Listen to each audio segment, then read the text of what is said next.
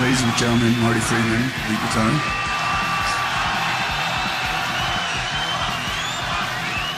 Coming out Saturday on Beyond Vibe for the holiday special and end of series finale, I'm joined by Marty Friedman, of course best known for his time in Megadeth.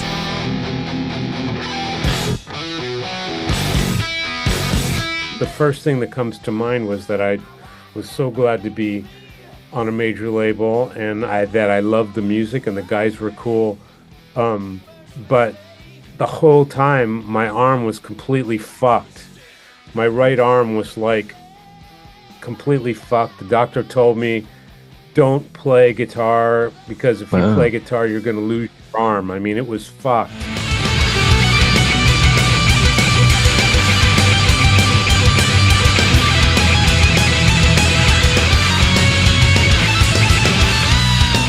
Having both played in, the US and Japan, do you notice kind of any differences? The melody is so important that they can have a metal interpretation of a song, a dance version, R&B version, a full-on J-pop, a full-on idol version of different songs, all on the same album, but it still sounds like the same album because the person's melody sense and the person's voice is front and center. So that's why it's not unusual at all to see, like, for example, an idol unit, maybe 2, 3 girls, 5 girls, 20 girls, 14 years old, but the music is like full-on brutal metal on a particular song. Complete audience in unison, singing this part, countering what the idols are singing. It's like a life-changing experience.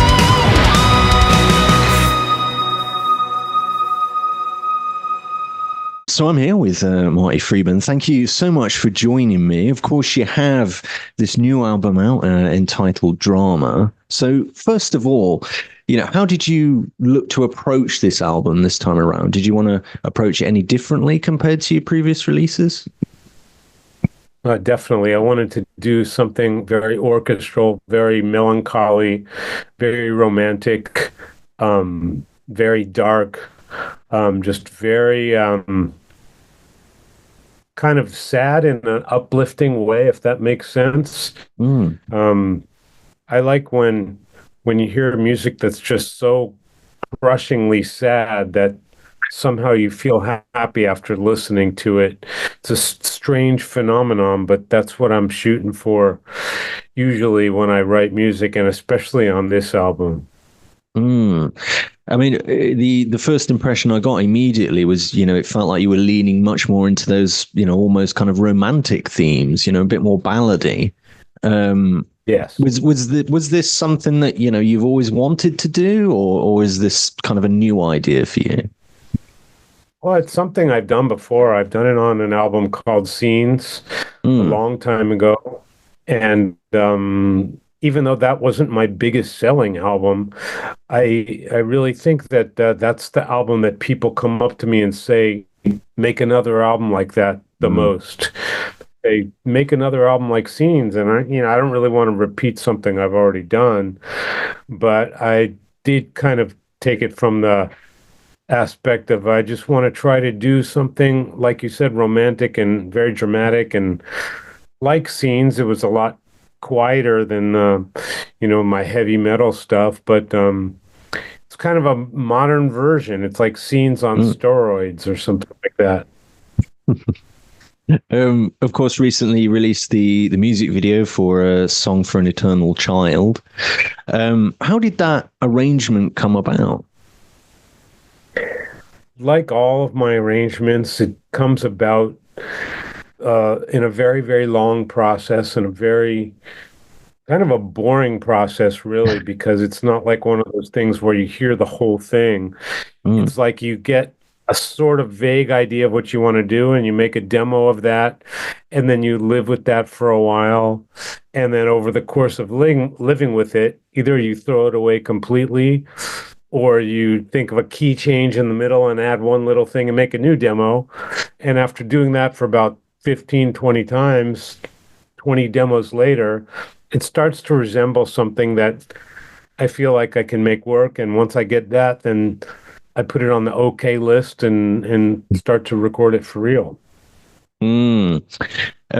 Of course, it isn't all instrumental. There is a couple of tracks there. "Dead of Winter" featuring Chris Brooks, and then the last track, the name escapes me, where it's all Spanish. What was the thought process behind having those two come in? Because they obviously kind of stick out a bit more. Right. "Dead of Winter" and the Spanish song is actually the same song, but the Spanish one is obviously in Spanish. It's the same song. It's a song that I actually did in Japanese first quite some time ago, and it just never, the timing was just never right, and the right project never came about. And I always wanted to do something with it. And then when I met Chris, I knew this is the voice for it. And now is the time, because it's a romantic song. It's dark. It's got all of my trademark things in it. It will fit right into this album. And he did a fantastic job. And the reason I did a Spanish version, it's just kind of a love letter to my Spanish-speaking friends and fans out there. And it was that simple, but it's really the same song. I think I like to do, I like to go right back to the beginning of an artist's journey, before they become the amazing musician that they are today. So how did this journey begin for you? Was there a moment for you where you thought, I want to be a musician, I want to be a guitarist in particular? Oh, yeah. I mean, when I was like 13, I saw Kiss live in concert, and that was pretty much, the deal was sealed at that point. That was really all that I wanted to do. It's probably the only thing I was capable of doing. I loved sports more than anything else, but I just wasn't cut out for it. But when I saw Kiss, I'm like, I can do what those guys are doing. When you see a Major League Baseball player, you don't go, well, I can do what that guy's doing. It just looks impossible. But when you go to a gig, you're like, wow, they're just like jumping around and making noise. I can do that. And it was definitely Kiss. Obviously, a lot of people have noticed that you have quite an unorthodox kind of picking style. How did that kind of happen? Because you don't see many people play the way that you play. Yeah, it's not attractive. It's not something I'm particularly proud of, and actually, it really doesn't affect my music or playing nearly as much as people think it does. So many people comment about it, and literally every time I've done a seminar, someone has brought it up. And I just say, it's just from wanking too much. My hand got stuck in that position. And the joke always works. It kills everybody everywhere. It doesn't matter what language, what country you're in, it works. It's really nothing. It's really just kind of a weird habit that I did when I first started, and I never changed it. There's no real logic behind it. And I don't think it looks cool, and doesn't help, it doesn't hurt, it just is. I mean, you're self-taught, aren't you, from like your early years? Pretty much, yeah. It's interesting because it's, obviously musicians over the years, particularly guitarists, they all have a thing, like, Hendrix, where he puts his thumb over. They always have like a little thing if they've taught themselves. I don't know, I think it adds character, in my view anyway. There's something kind of recognizable about it. Yeah, it's great. I mean, that's like for fans, they pick up on those things. I didn't even notice the thing about my hand until I started doing interviews. I was playing in bands in high school, and no one said anything about it. And then, like, put a record out, and the first thing people say is, "What's up with your hand?" So I'm like, I didn't know there was anything weird about it. Of course, back in 1990, you would join Megadeth. And usually that audition tape is available for people to go out and have a look at. So from the outside looking in, it felt like you had a virtually instant chemistry with the band. Did you kind of feel that on the day? Oh, definitely. I had auditioned for Ozzy Osbourne maybe a year or two before it, maybe more. I don't even remember. And I didn't feel any chemistry in that gig. But when I played with Megadeth, it felt like I was playing like with my friends from high school. Musically, it was just like we already had the shorthand, and when it's so delicate with people you've never played with before, when you suddenly play with somebody and you're already reading each other's minds right there. It's just one of those things. I felt that right away, and our tastes were very similar in the way we like to play, or the way we like to hit the guitars and play with what's the word, authority.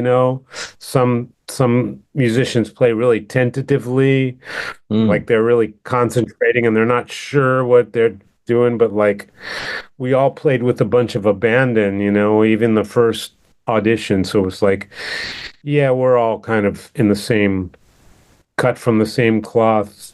I felt that way anyway. Of course, your first album with the band was Rust in Peace, and obviously it's such an iconic album now. Was there a feeling for you? Did it feel like a special album when you were making it? I was just glad that it was my first major label album, because I had done quite a few indies records before, and I still feel to this day, I mean, it's kind of an antiquated, you're the one speaking proper English, I don't know how to say the word, but it's kind of an old concept, antiquated. It's an old concept, but I always thought that the major labels are the big leagues and everything else doesn't really matter that much.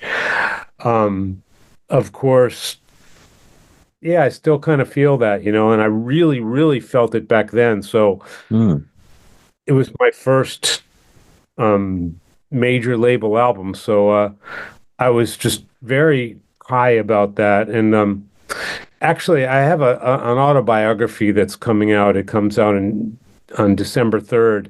And I went into great, great detail about, those times and that recording and what was really unique about it for me. But the first thing that comes to mind was that I was so glad to be on a major label, and that I loved the music and the guys were cool. But the whole time my arm was completely fucked. My right arm was like completely fucked. The doctor told me, don't play guitar, because if you play guitar, you're going to lose your arm. I mean, it was fucked. And then I went to another doctor, and that doctor says, well, that doctor's correct, but I know that you're going to disregard that. You're going to go into the studio and you're going to play, aren't you? I said, yeah, that's right. So we got to come up with a plan B. And the plan B is like, play as little as you possibly can, only when the red light's on. Don't do a lot of takes. And it was fucked. It was my first chance to be on a major label. I really wanted to put my best foot forward, but I got two doctors telling me that if I fuck up, I'm never going to play again. And of course, I didn't want the band to know that my arm was fucked, because I just joined the band.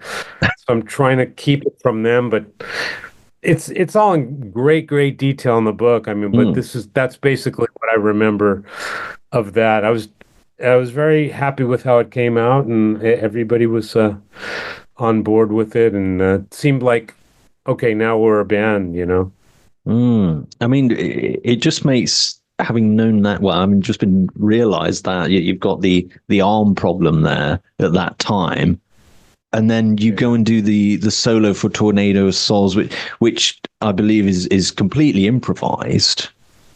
how do you go about doing that? And then also having that thing in the back of your mind of, well, I have to be kind of careful. Well, it's kind of like this. I mean, some producers like to say, and I don't necessarily agree with it, but some Mm, producers say that, the first 2 or 3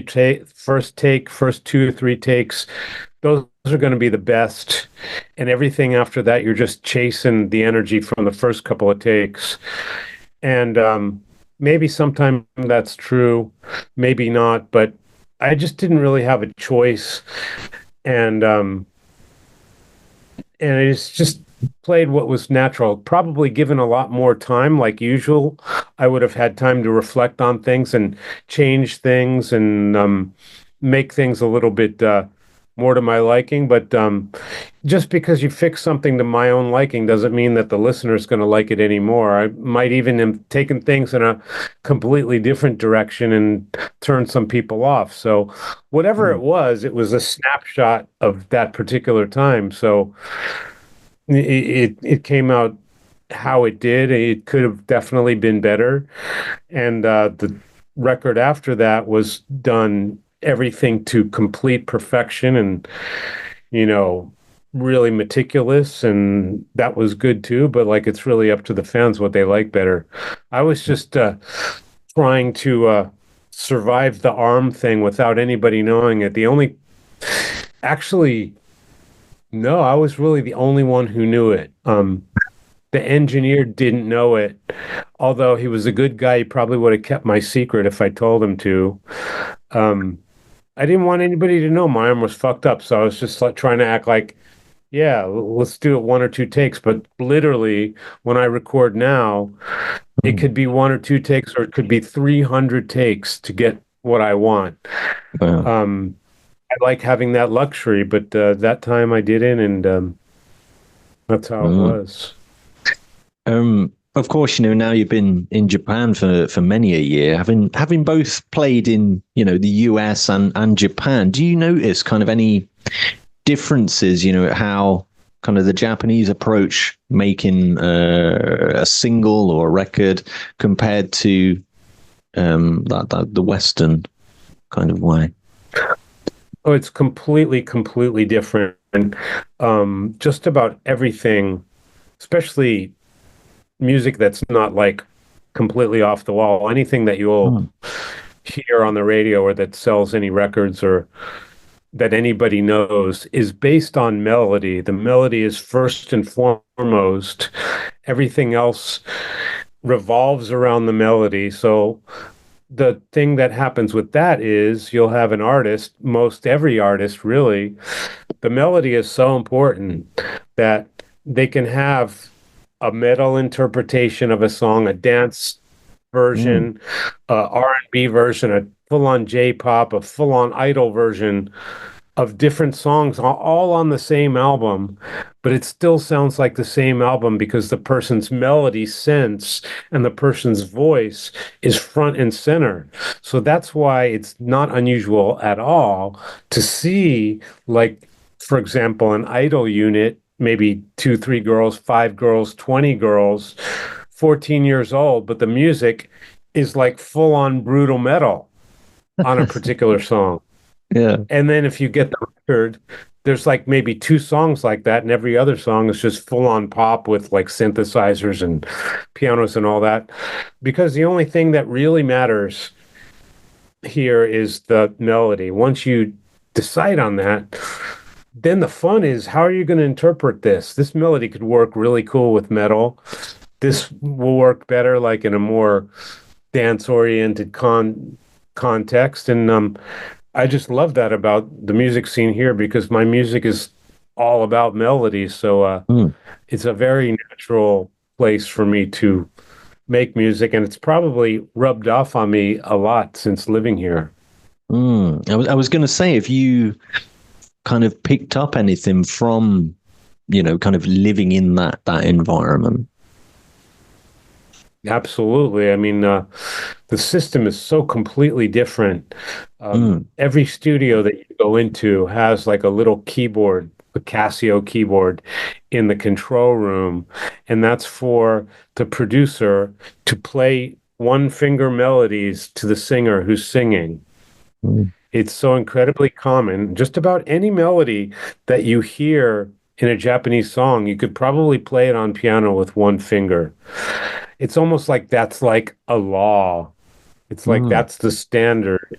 And believe me, that's why songs here are so incredibly infectious.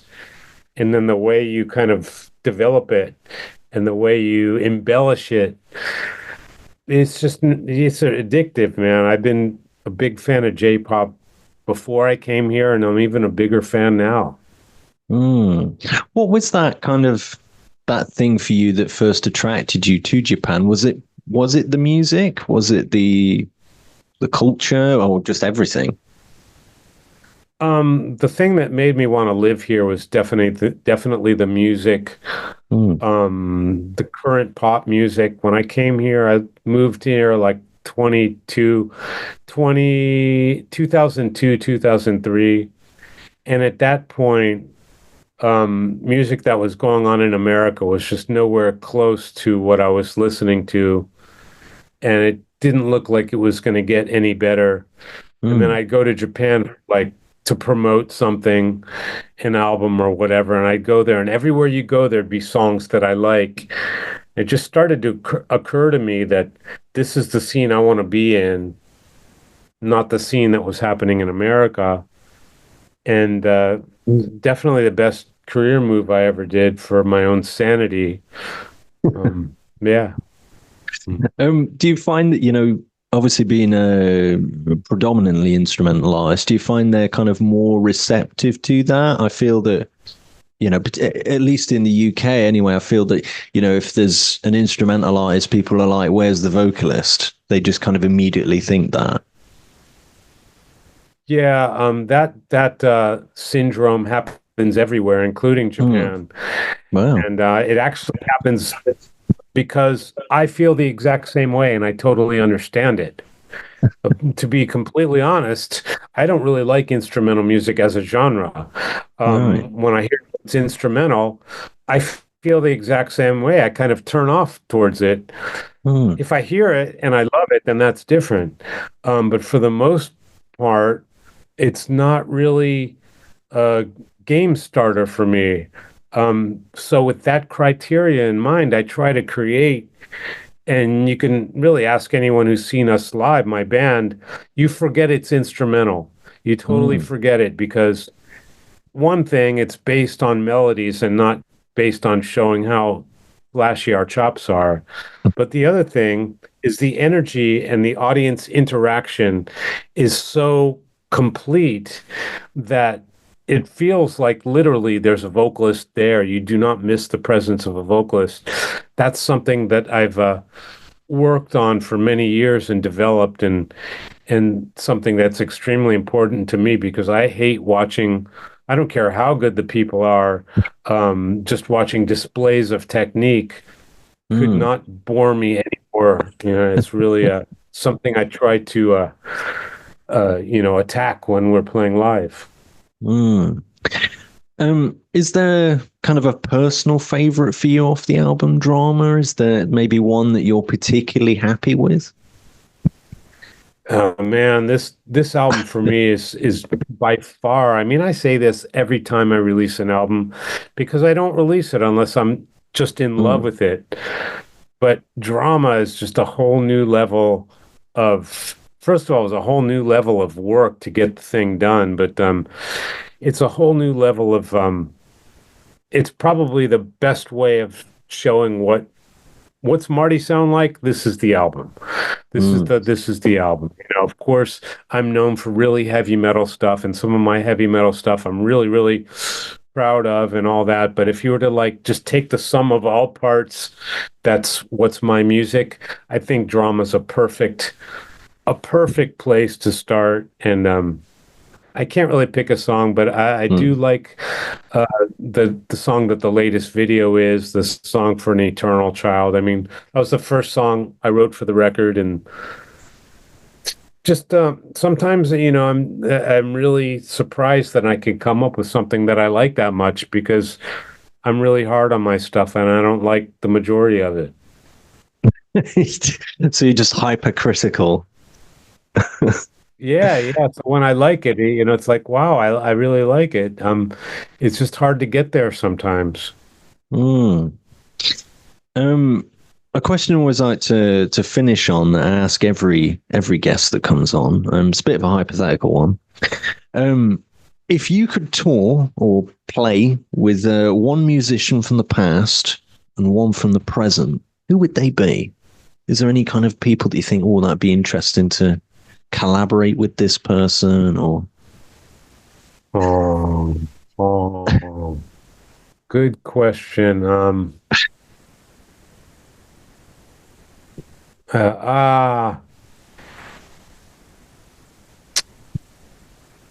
Everybody struggles with this one. Everybody struggles with it, right? Because, I'm a huge Elvis fan, but I don't know if I would want to Mm, collaborate with him. I prefer to look at him as like a religious icon. He's like a god. mm, I would be afraid to meet him because I might be disappointed. yeah, yeah. You don't want to necessarily meet your heroes. Sometimes you're pleasantly surprised, sometimes you're not. Um, I don't know what I could add to his music. I would have loved to play in the Ramones. For Mm. example, if Johnny Ramone was wanted to take some time off and said, "Dude, fill in for a couple months or something," that would have been fantastic. I would have loved it. Um, and I wouldn't mind playing in Metallica either. Mm. Um, I love their just the overall uh, way of presenting metal is such a, I don't know, I think it's the perfect example of what is great about metal, and that's why it's survived so long. Mm. Um, I think it's got the right things in it. Um, the things that make you headbang naturally when you Yeah, listen and yeah. you just start headbanging naturally. It's like the thing that AC/DC does for hard rock is what Metallica Mm. does for metal.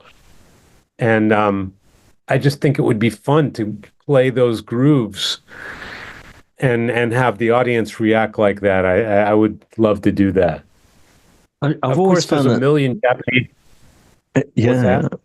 Sorry, no, carry on, carry on. There's a million Japanese Mm. artists that I'd love to collaborate with that you may or may not know, but I've already collaborated with some of my all-time favorite Japanese artists, AKB48, Momohiro Clover, um, just my absolute favorite Japanese artists I've been so blessed to collaborate with. Of course, there are more, but for the people that, international, it's a Mm. hard question, man. That was a hard question to answer. I mean, it's what I was going to say is, it's interesting how you do get certain bands, obviously you mentioned Metallica there and AC/DC, where it just evokes this kind of instant rush of emotion. Like you kind of want to punch the air, don't you, when you hear that? I don't know what it is. I mean, do you feel that, is there a key to it, or is it just some kind of magic that happens?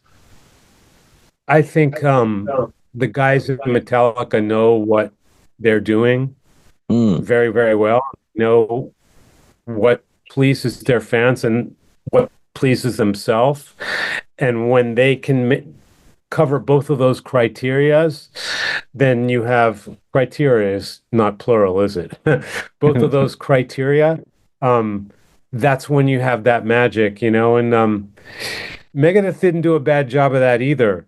mm, Um, but I think Metallica really gets that, and they get the fan service part of. They invented the fan service part of metal, and mm, I just think that that's something that I will always be impressed by. But like you said, it's that a natural thing. AC/DC does it, mm, Metallica does it.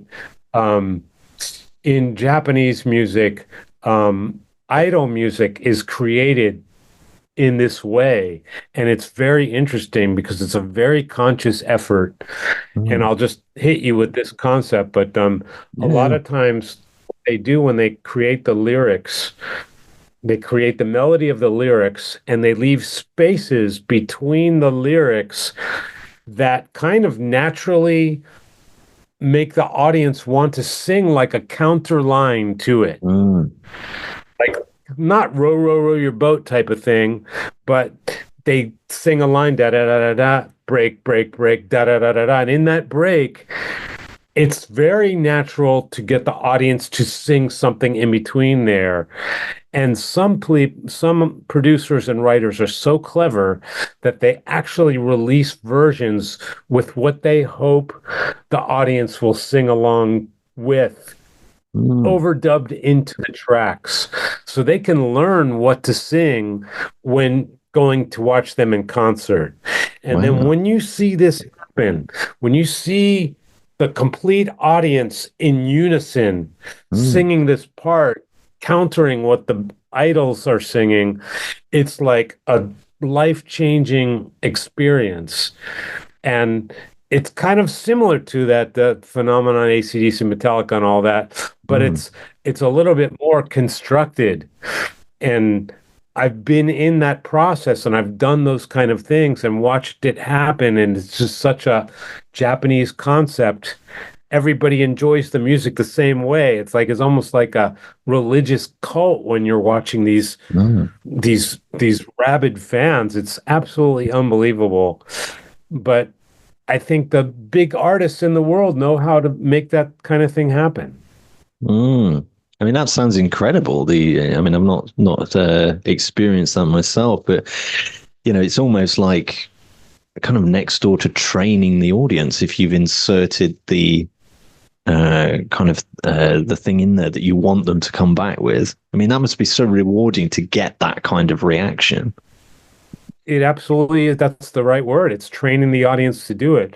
And the craziest thing about it is the audience does it without the training most of the time. Wow. And it's always baffled me how they come up with the exact right thing to all sing together in unison. Yeah. It's just a phenomenon that I hope that you can come to Japan sometime to experience it, because it will definitely change the way you look at your favorite music now. And there's just so many like Japanese tricks of the trade that go on in there, and it's really, really cool to be part of it. Yeah. Well, thank you so much for joining me, Marty. Of course, for those that want to grab a copy of the new album Drama, you can via the link in the description below. It's been really cool speaking with you, man. Really interesting stuff. Likewise, Ryan. I appreciate it. Thank you.